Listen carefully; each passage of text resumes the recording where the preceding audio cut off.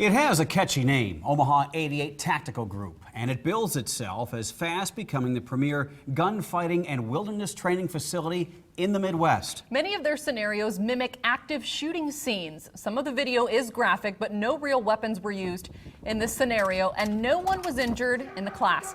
Rebecca Ray shows you civilians in combat. 8 killed, 4 wounded at a shopping center. 1 murdered, 2 wounded at a high school. 2 shot dead on public sidewalks. Each victim innocent and taken by men on a shooting rampage. And this just in Omaha. It seems like the world's on fire. FBI stats show since 2000, more than 1,000 people have fallen victim to active shooter gunmen. If you get shot, you're done. I mean, you don't get, in real life, you don't get a second chance. Julie Hudson refuses to fall. She's an untrained citizen. This night, she's armed, injured, and under fire. I want to be able to protect myself and everybody else. Hudson has no military background. She's never fired a weapon. Before tonight, Hudson stood a better chance of becoming a victim rather than saving one. Made my heart beat very fast. Made me kind of get sick to my stomach. A civilian entering combat, nervous but Ready? unafraid. He's down. You with me? Pressure on his fucking leg. Somebody. He's gonna go. Get the tourniquet on, then we'll move him. Get the tourniquet.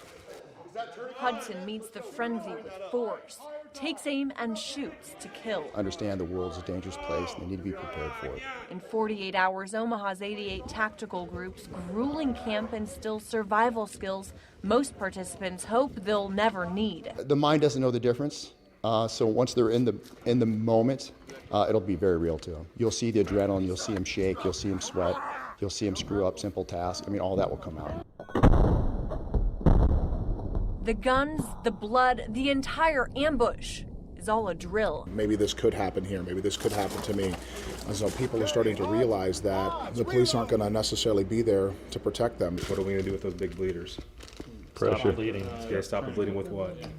Lessons are not limited to firing weapons. Students receive basic medic training. You have to realize that these situations that they're training for are literally life or death situations, and you have to treat them as such. This hostage needs pressure applied to his injured leg to stop the bleeding.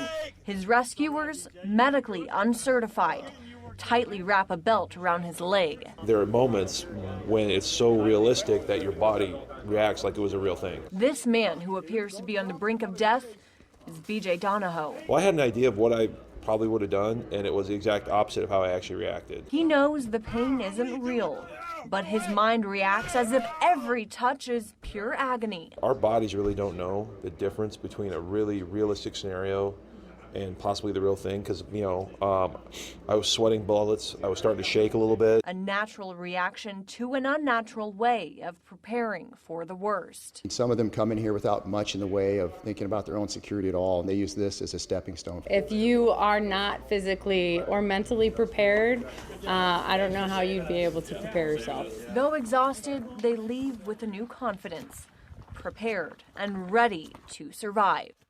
In Tacoma, Rebecca Ray, KMTV Action 3 News.